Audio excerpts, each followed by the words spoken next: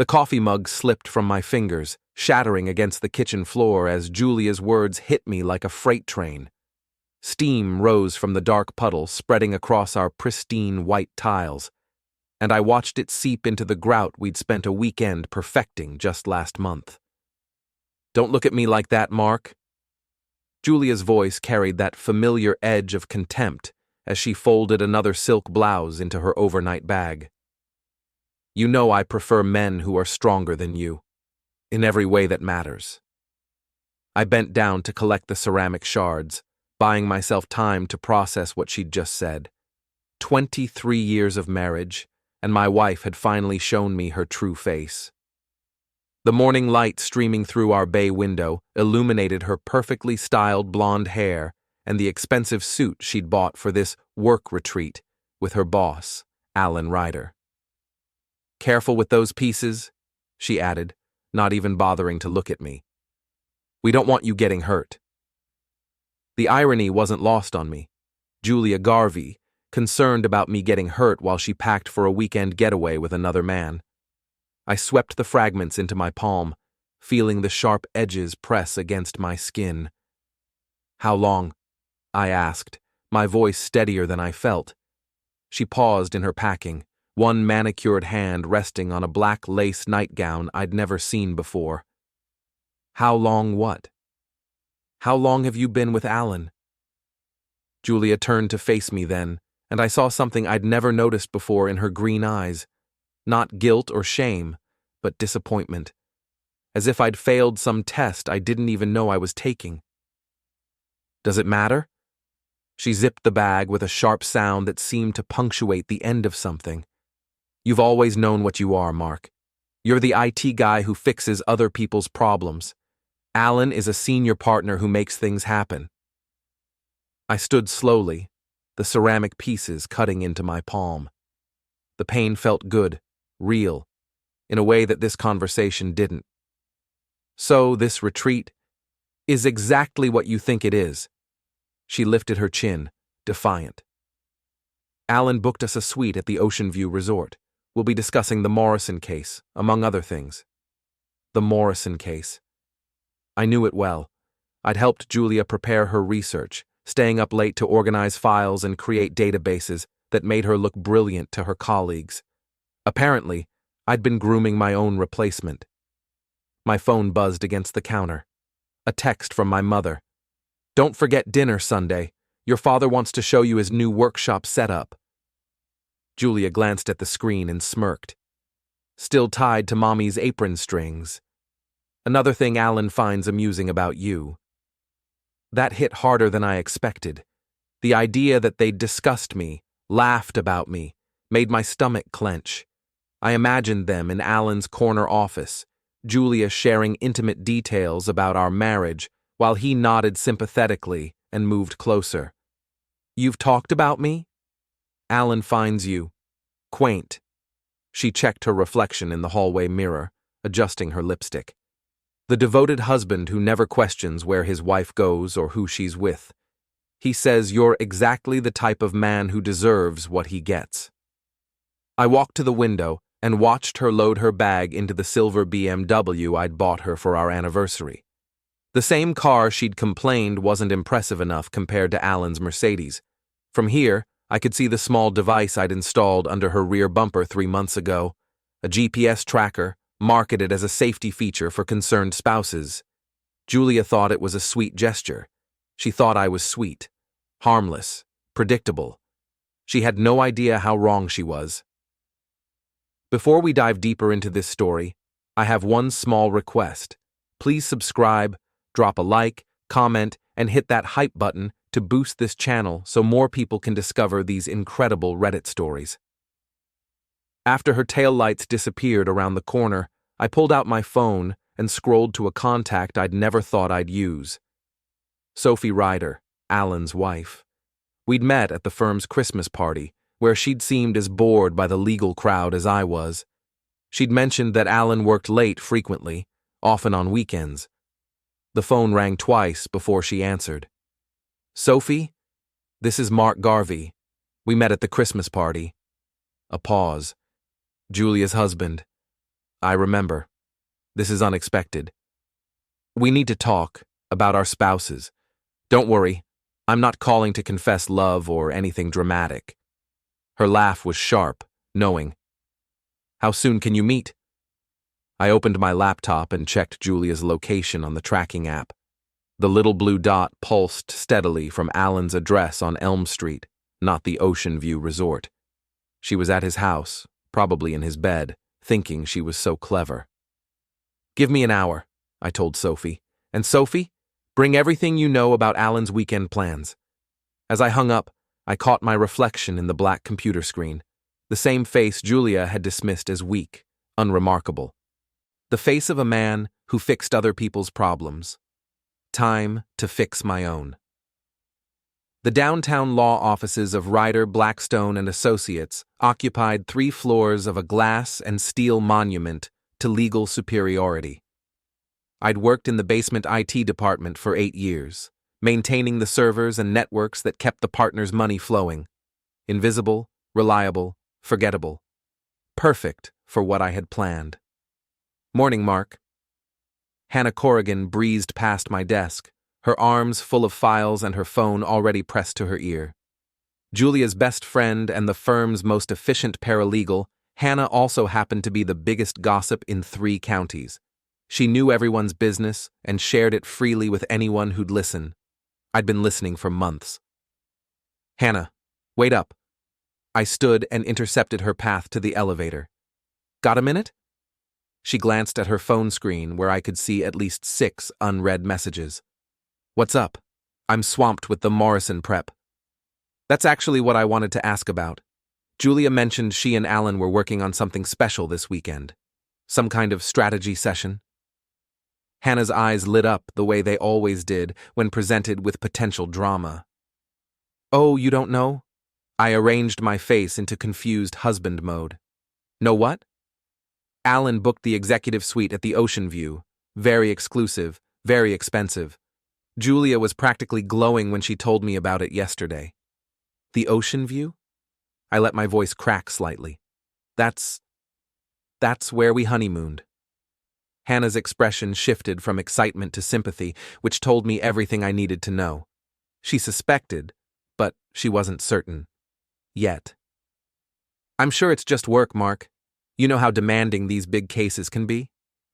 I nodded, playing the part of the clueless husband. Of course. Julia's always been dedicated to her career.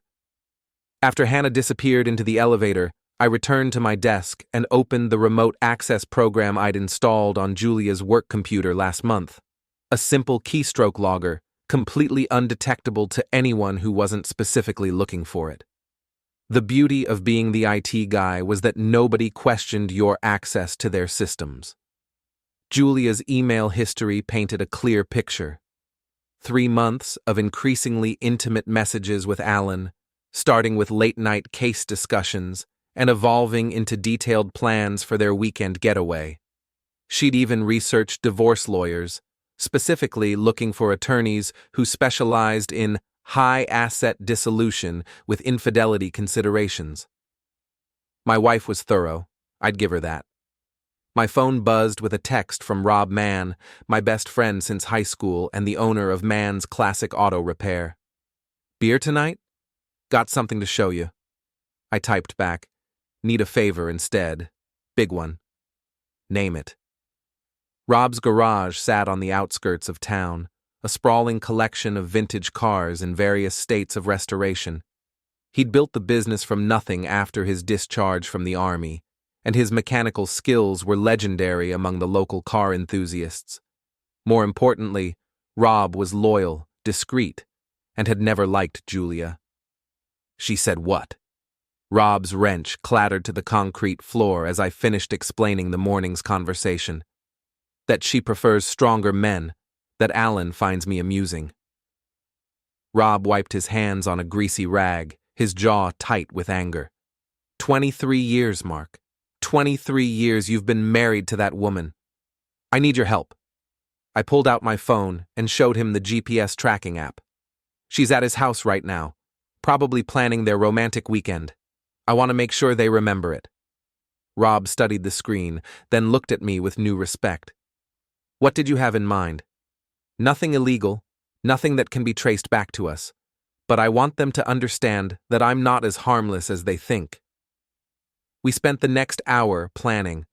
Rob would handle the mechanical aspects while I focused on the digital evidence.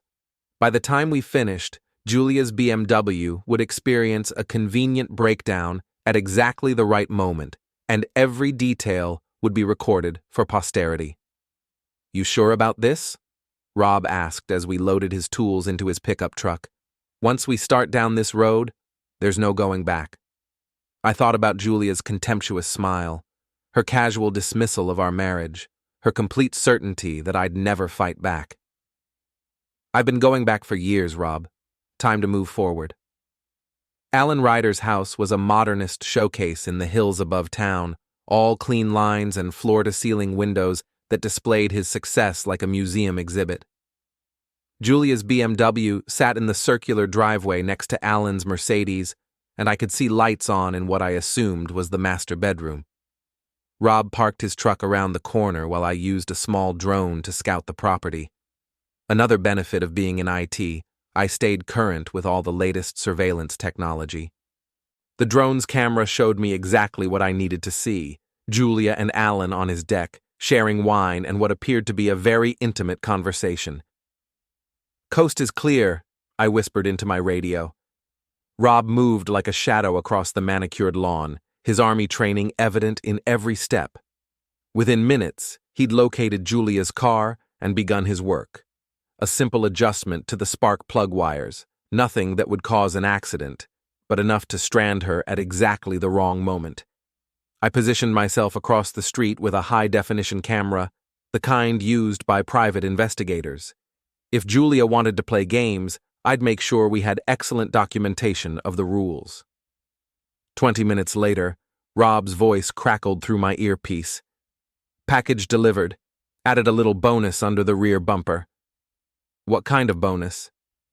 "Let's just say her next conversation with Alan is going to be very well recorded." We were back at Rob's garage when my phone chimed with a notification from the GPS tracker. Julia's car was moving slowly toward the main road. Then it stopped. My phone rang. "Mark?" Julia's voice was tight with frustration. "My car broke down. I'm stranded at a friend's house." "Which friend?" I kept my voice concerned, helpful. A pause. "You don't know her. Look, can you call a tow truck? I need to get home."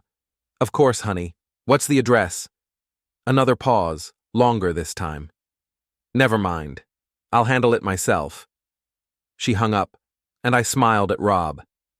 Phase 1 complete. My laptop chimed with an email notification. The hidden microphone Rob had planted was already transmitting, and Julia's next phone call was crystal clear through my speakers. "Alan, it's me. My car won't start, and Mark is asking questions. We need to be more careful." Alan's response was exactly what I'd expected. "Relax. He doesn't suspect anything. The man couldn't find his own shadow without a GPS." Rob raised his beer bottle in a toast. "To finding shadows." I clinked my bottle against his. "And to being stronger than they think." The real game was just beginning. Julia returned home near midnight, her heels clicking against our hardwood floors with the sharp precision of barely controlled anger. I was waiting in the kitchen, a cup of coffee growing cold in my hands, and her favorite takeout containers spread across the counter. "Rough evening?" I asked, not looking up from my laptop screen. She dropped her purse with more force than necessary. "The car broke down. Had to wait hours for a tow truck." "That's terrible. Where were you when it happened?" Her pause lasted just a heartbeat too long. "Downtown, after my meeting with the Morrison case team." I nodded sympathetically and gestured to the food containers. "I got Thai from that place you like. Thought you might be hungry." Julia stared at the containers as if they were evidence of some crime. "I already ate." "With the Morrison team?" "Yes." She was already heading for the stairs. "I'm exhausted, Mark. We'll talk tomorrow." But we wouldn't talk tomorrow, because Julia had made a critical error. She'd underestimated exactly how much I knew about her schedule, her habits, and her lies. The Morrison case team had been in depositions all day in Portland, 3 hours away. I knew because I'd helped set up their remote access to the firm's servers. Julia had spent the evening at Alan's house, planning their weekend getaway and probably laughing about her clueless husband. What she didn't know was that every word had been recorded by the device Rob had planted in her car. I waited until I heard the shower running upstairs, then opened my laptop and began transcribing the most damaging portions of their conversation. Julia's voice came through clearly. "Mark actually bought me a GPS tracker for the car. He thinks it's romantic, keeping me safe. If he only knew where I really go." Alan's laughter was rich with condescension. "The man's a walking cliché. Devoted husband, steady job, probably thinks you're lucky to have him. He has no idea what he's about to lose." I saved the audio file and began uploading it to a secure cloud server. Evidence was only useful if it was properly preserved and strategically deployed. Tomorrow, I'd begin sharing select portions with the right people at exactly the right moments. My phone buzzed with a text from Sophie Ryder. "Coffee tomorrow? I have information you'll want to hear." I typed back, 9 a.m. at Brewster's Cafe. Come alone. The next morning, Sophie was already waiting when I arrived at the small cafe near the town square. She looked elegant even in casual clothes, her dark hair pulled back and her expression carefully neutral, but I could see the anger simmering beneath the surface. "You were right about the weekend," she said without preamble. "Alan thinks he's been so clever, but he's been using our joint credit card to book hotel rooms for months."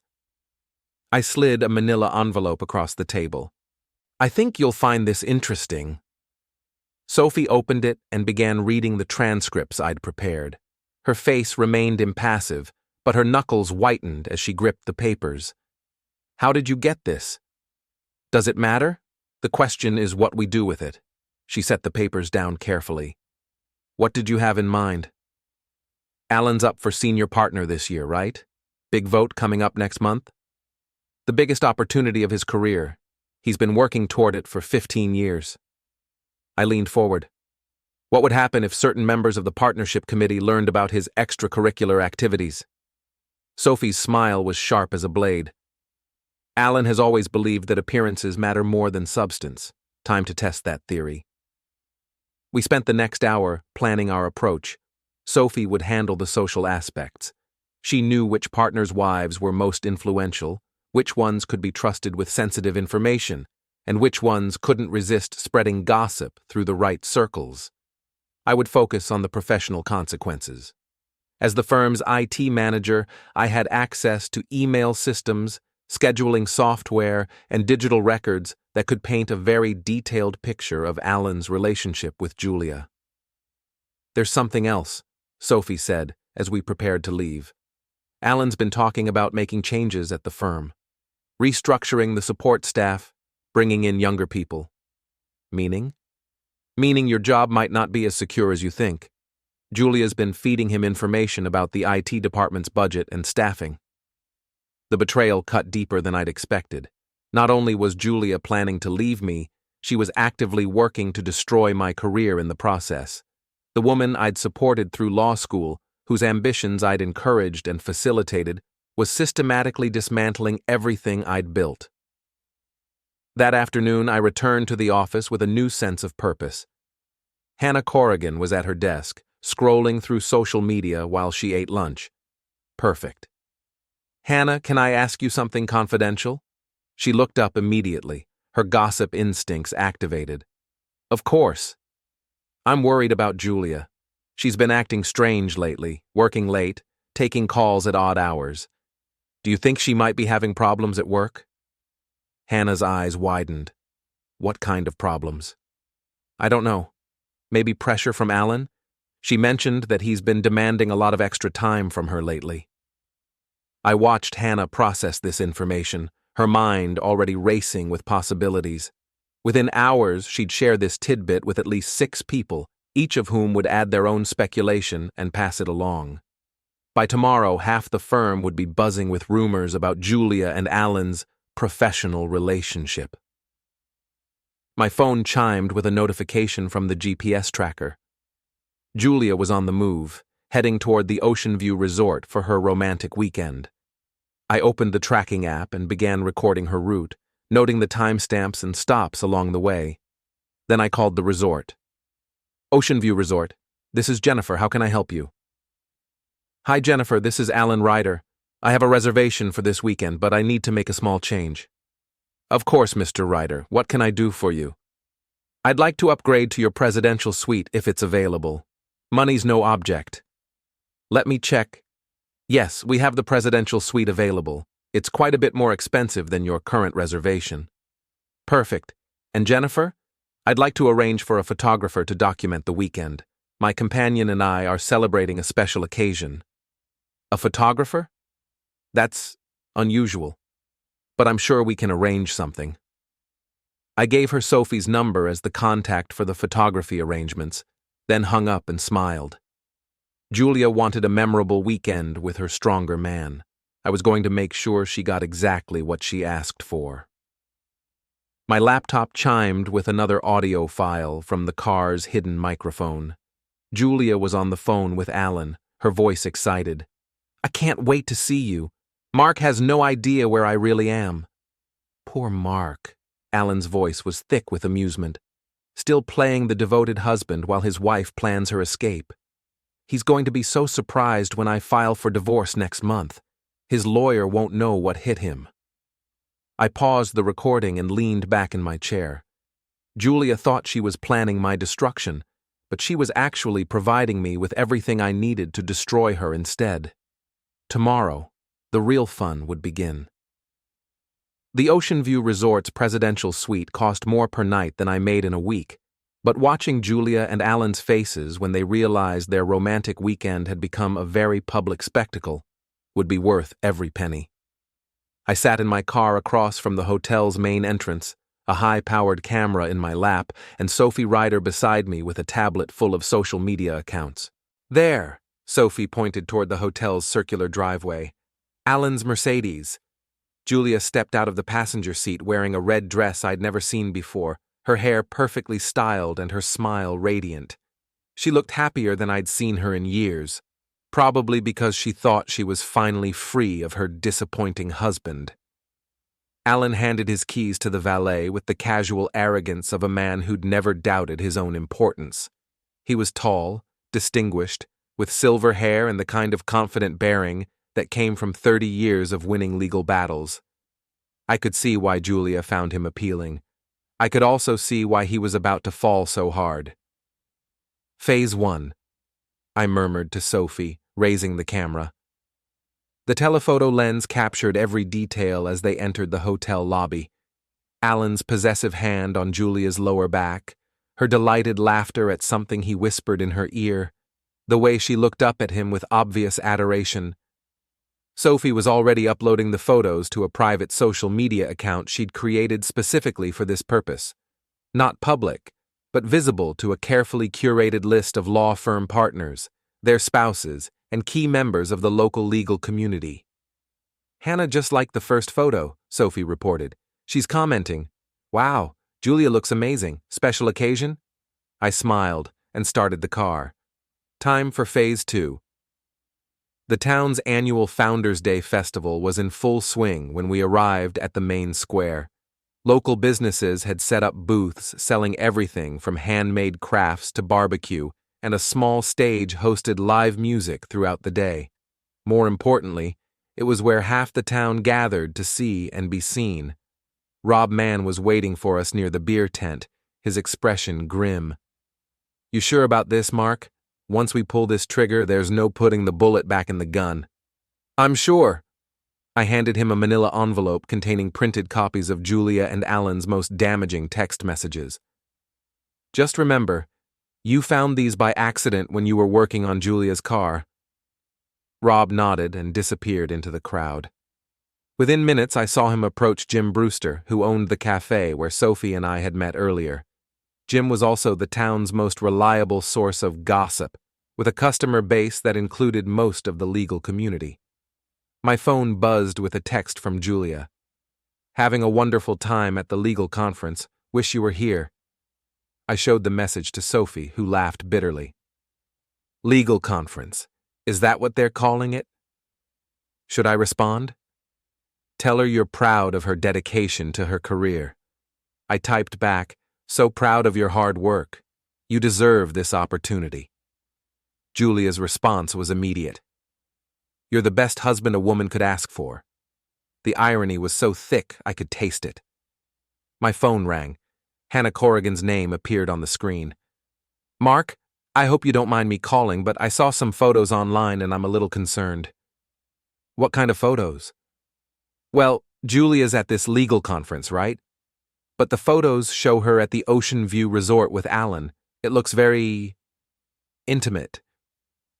I let silence hang on the line for a moment, as if I was processing shocking information. "That can't be right. Julia said she was in Portland for a conference." "Mark, I'm so sorry. I thought you knew." "Knew what, Hannah?" Another pause. "About Julia and Alan. Everyone at the office has been talking about it for weeks. We all assumed you were aware of the situation." "What situation?" I kept my voice carefully controlled, the sound of a man trying to hold himself together. "They've been having an affair, Mark. I'm sorry to be the one to tell you, but Julia's been bragging about it. She said you were too weak to do anything about it even if you found out." The line went quiet, except for the sound of Hannah's nervous breathing. I could practically hear her mind racing, probably already composing the text messages she'd send to her network of gossips within minutes of hanging up. "Mark, are you okay?" "I need to go," I said quietly. "Thank you for telling me." I ended the call and looked at Sophie. "Hannah just did our job for us. By tonight, everyone in town will know about the affair." "And tomorrow?" "Tomorrow we destroy them both." The next morning brought a series of text messages from Julia, each one more frantic than the last. "Mark, we need to talk when I get home. People are saying terrible things about me and Alan. It's all lies. You have to believe me. Please call me back." I ignored them all and focused on my laptop screen, where I was putting the finishing touches on a comprehensive dossier of evidence. Bank records showing Alan's hotel expenses, email chains revealing their relationship timeline, GPS data proving Julia's lies about her whereabouts, and audio recordings of their most damaging conversations. Everything was organized, cross-referenced, and backed up in multiple locations. More importantly, copies were already in the hands of people who mattered: the firm's managing partner, the partnership committee, and Alan's wife's divorce attorney. My phone rang. Alan Ryder's name appeared on the screen. "Mark, we need to talk." "Do we?" I kept my voice neutral, professional. "There are rumors circulating about Julia and me. Malicious gossip that could damage both our careers." "What kind of rumors?" "You know exactly what kind. Someone's been spreading lies about our professional relationship, and I think we both know who's behind it." I leaned back in my chair and smiled. "I'm afraid I don't follow." "Don't play games with me, Mark. You're in over your head here. Julia and I work together on complex legal matters. If you can't handle your wife having a demanding career, that's your problem, not ours." "You're right," I said. "Julia does have a demanding career. In fact, I've been reviewing some of her recent work. Very thorough documentation of her professional activities." Silence on the other end of the line. "What do you mean?" "I mean, I have a very clear picture of exactly how demanding her career has been. Timestamps, locations, even audio recordings of some of her more intensive work sessions." The silence stretched longer this time. "You're bluffing." "Am I? Tell me, Alan, what did you and Julia discuss during your car ride to the Ocean View Resort yesterday? Something about me being too weak to fight back, wasn't it?" I heard Alan's sharp intake of breath. "You recorded us?" "I documented everything, every lie, every betrayal, Every moment of contempt you both showed for the man who made Julia's career possible, the man who's about to make sure you both pay for it. You can't prove anything. Actually, I can prove everything. The question is whether you want me to prove it publicly or privately. Your choice. Alan's voice turned threatening. Be very careful, Mark. You're playing with people who have resources you can't imagine. Push us too far and you'll regret it. Is that a threat? It's a promise. The line went quiet, and I realized Alan had hung up. I immediately called Rob. They're going to try something, I told him. Alan just threatened me directly. What kind of something? I don't know, but we need to be ready. Can you meet me at the office tonight? I want to make sure our evidence is secure before they try to destroy it. On my way. As I gathered my materials, my phone chimed with one final text from Julia.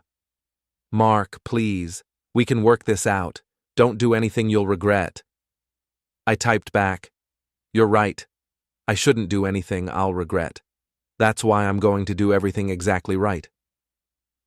The war was escalating, but I was ready for battle. Monday morning arrived with the kind of crisp autumn air that made everything seem possible. I sat in my office, watching the law firm's parking lot fill with expensive cars and ambitious lawyers, knowing that this would be the day everything changed. My computer screen displayed a comprehensive timeline of Julia and Alan's affair, complete with photographs, audio recordings, and financial evidence. 3 months of meticulous documentation had created an unassailable case against both of them. More importantly, I wasn't the only one who had access to this evidence anymore. Mark? Hannah Corrigan appeared in my doorway, her face pale and her hands shaking slightly. Can we talk? Of course. Close the door. She settled into the chair across from my desk, glancing nervously at my computer screen. I need to tell you something about Julia and Alan. I'm listening. They came to me Friday afternoon before they left for their weekend. They wanted me to help them build a case against you. I kept my expression neutral, though my pulse quickened. What kind of case?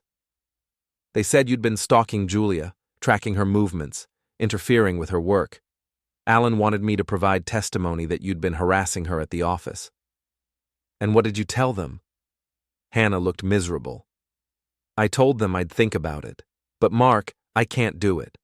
I've known you for 8 years. You're not a stalker or a harasser. You're just a man whose wife has been lying to him. I leaned forward. What exactly did they want you to say? That you'd been accessing Julia's computer without permission, following her to meetings, making threatening phone calls. They had a whole story planned out. The audacity was breathtaking. Julia and Alan had decided to destroy me preemptively, painting me as an unstable husband who couldn't accept his wife's success. It was actually a clever strategy, except for one crucial flaw. I'd been recording everything. Hannah, I need you to do something for me. Something that might be difficult. What? I need you to tell them you'll cooperate. Set up a meeting where they can coach you on your testimony. Can you do that? She nodded slowly. You want me to record them? I want you to let them hang themselves. 2 hours later, Hannah returned with a small digital recorder and the expression of disgust. They're worse than I thought, Mark. Much worse. I uploaded the new recording to my laptop and played it back. Julia's voice came through clearly. Hannah needs to understand that Mark has been unstable for months. Jealous, controlling, possibly dangerous. We're not asking her to lie, just to interpret his behavior in the proper context. Alan's contribution was even more damaging. The man's clearly having some kind of breakdown. His wife succeeds professionally and he can't handle it. Classic pattern of domestic intimidation. Perfect, I murmured, saving the file. They just confessed to conspiracy and perjury. My phone buzzed with a text from Sophie. Package delivered. Check your email. I opened my email to find a message from the firm's managing partner, Richard Blackstone, requesting a meeting at 2 o'clock to discuss recent concerns about workplace conduct. Attached was a formal complaint filed by Alan Ryder, alleging that I had been using my IT access to harass and stalk Julia Garvey. The complaint was detailed, professional, and completely fabricated. According to Alan's version of events, I was a jealous husband who had been monitoring Julia's communications, following her to work events and making threatening statements about her colleagues. I printed the complaint and walked to Rob's garage, where he was working on a restored Mustang convertible. They filed charges? Rob wiped his hands on a rag, his expression darkening. Workplace harassment complaint. They're trying to get me fired before I can expose them. What's your play? I pulled out my phone and showed him the audio files. I'm going to let them think they're winning right up until the moment they realize they've lost everything. At exactly 2:00, I walked into Richard Blackstone's corner office. The managing partner was a distinguished man in his 60s, with the kind of gravitas that came from 40 years of legal practice. Alan sat beside his desk, looking confident and concerned in equal measure. Mark, thank you for coming. Please, sit down. I took the offered chair and arranged my face into an expression of confused innocence. Mr. Blackstone, I have to say I'm puzzled by this meeting. Alan's complaint doesn't make much sense to me. Alan leaned forward. Mark, I understand this is difficult, but your behavior toward Julia has become increasingly problematic. We're concerned about her safety and the workplace environment. My behavior? I let my voice crack slightly. I've been nothing but supportive of Julia's career. If anything, I've been too supportive. Blackstone consulted the complaint. Alan alleges that you've been accessing Julia's work computer without authorization, tracking her movements, and making threatening statements. Can you respond to these allegations? Mr. Blackstone, I'm the IT manager. I have authorized access to every computer in this building. As for tracking Julia's movements, I bought her a GPS device for her car because I was worried about her safety driving late at night. What about threatening statements? I pulled out my phone and set it on Blackstone's desk. I think you should hear what Alan and Julia really think about threatening statements. I played the recording of their conversation from the previous Friday, where they discussed fabricating evidence against me. Blackstone's expression grew darker with each passing second. There's more, I said, producing a tablet loaded with photographs, emails, and financial records. 3 months of documentation showing exactly what kind of professional relationship Julia and Alan have been conducting. Alan's face had gone pale. Those recordings are illegal. You can't use them. Actually, I can. Julia gave me explicit permission to install tracking and recording devices in her car for security purposes. I have the signed consent form right here. I handed Blackstone a document Julia had signed months earlier, thinking it was just paperwork for the GPS system. She'd never read the fine print that authorized comprehensive monitoring of all conversations in the vehicle. Furthermore, I continued, I have evidence that Alan and Julia conspired to file false charges against me, coached a witness to provide perjured testimony, and used firm resources to conduct their affair. I played Hannah's recording from that morning where Julia and Alan explicitly discussed fabricating evidence. Blackstone's jaw tightened as he listened to 2 of his employees planning to destroy an innocent man's career. Alan, Blackstone's voice was ice cold. I think you should consult with your attorney before we continue this conversation. Richard, you can't possibly believe. What I believe is that you've created a massive liability for this firm. What I know is that you've violated your employment contract, your ethical obligations, and possibly several criminal statutes. Alan stood abruptly. This isn't over, Mark. You're right, I replied calmly. It's just beginning. After Alan left, Blackstone turned to me with something approaching respect. Mark, I owe you an apology, and I think we need to discuss your future with this firm. My future? Alan mentioned restructuring the IT department, bringing in younger staff. I'm thinking we might need to restructure the partnership instead. I smiled. Mr. Blackstone, I have some ideas about that. As I walked back to my office, my phone buzzed with a text from Julia. We need to talk, tonight. I typed back, yes, we do, but not the conversation you're expecting. The trap was closing, and my prey was finally beginning to understand how thoroughly they'd been caught. Julia was waiting in our kitchen when I arrived home, her face a mask of barely controlled panic. She'd changed from her usual professional attire into jeans and a sweater, as if casual clothes might somehow make the conversation less devastating.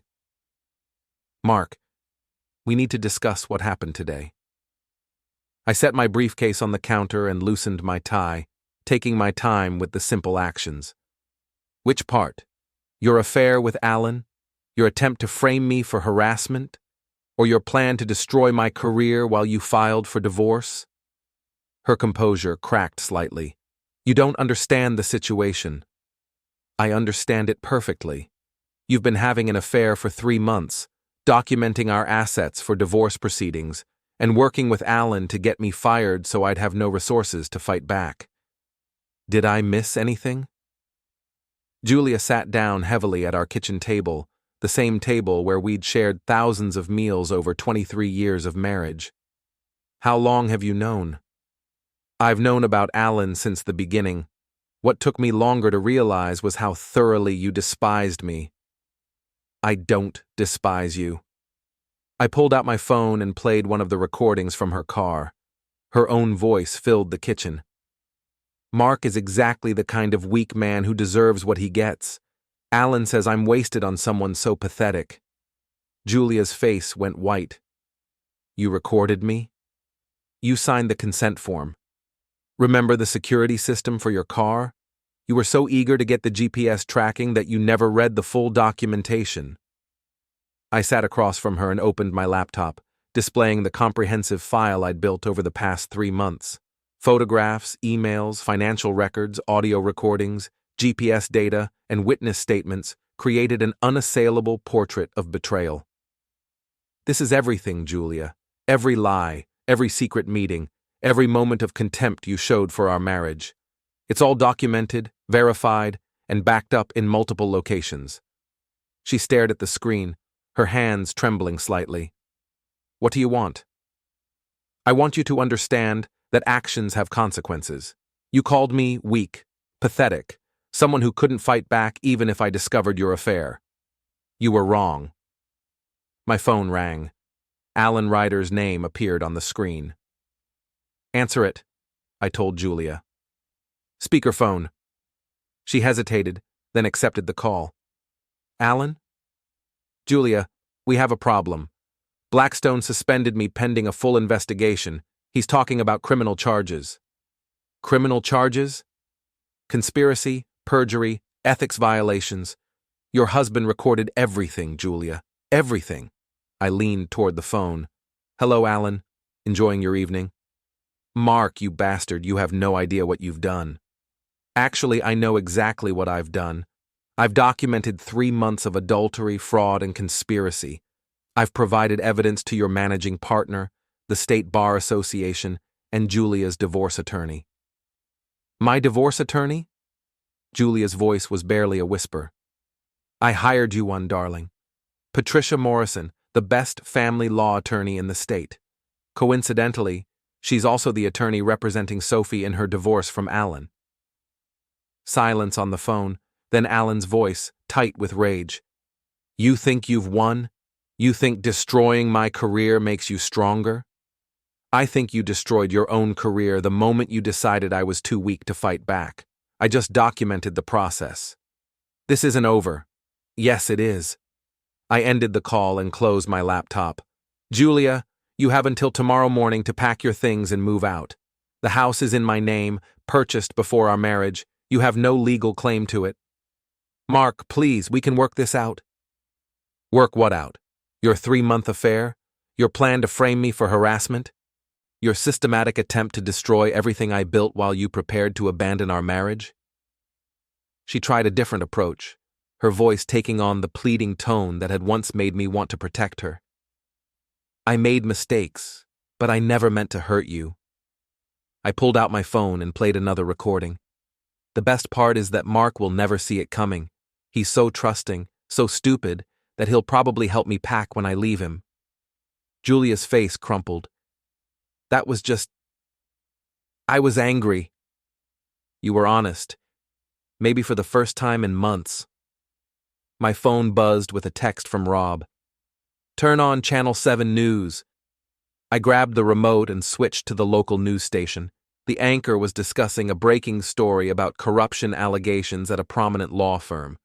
Alan's photograph appeared on screen as the reporter detailed accusations of ethical violations and workplace misconduct.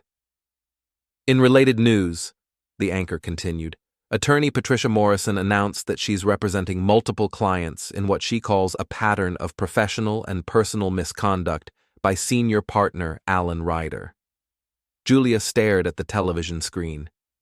You gave this to the media? I gave documented evidence to the appropriate authorities. They decided it was newsworthy. My phone rang again. Hannah Corrigan. Mark, I'm so sorry. I had no idea how bad this would get. Hannah, you did the right thing. You chose honesty over loyalty to people who didn't deserve it. The whole office is talking. Alan's been suspended, Julia's been placed on administrative leave, and there are rumors about criminal investigations. I looked at Julia, who was listening to every word. Sometimes the truth has consequences. After I hung up, Julia made one final attempt. Mark, I know I hurt you, but destroying my career won't bring back our marriage. You're right, but it will ensure that you face the same consequences you planned for me. You wanted to leave me jobless, powerless, and humiliated. Instead, you'll be leaving jobless, powerless, and humiliated. You're not the man I married. I stood and walked to the window, looking out at the neighborhood where we'd built what I thought was a life together. You're right. The man you married was weak, trusting, and naive. He would have let you destroy him without fighting back. And now? I turned to face her, and I could see in her eyes that she finally understood who she was dealing with. Now you're going to learn what it means to be stronger than you thought possible. Julia left the next morning with 2 suitcases and the BMW I'd bought her for our anniversary. I watched from the kitchen window as she loaded her belongings, her movements sharp with anger and defeat. My phone buzzed with a final text from her. You'll regret this, Mark. I'll make sure of it. I typed back, No, Julia, you'll regret underestimating me. But by then, it won't matter. As her taillights disappeared around the corner, I opened my laptop and began planning the next phase of my life. The house was quiet, peaceful, and finally honest. For the first time in months, I was stronger than I'd ever been. The revenge was complete, but the satisfaction would last forever.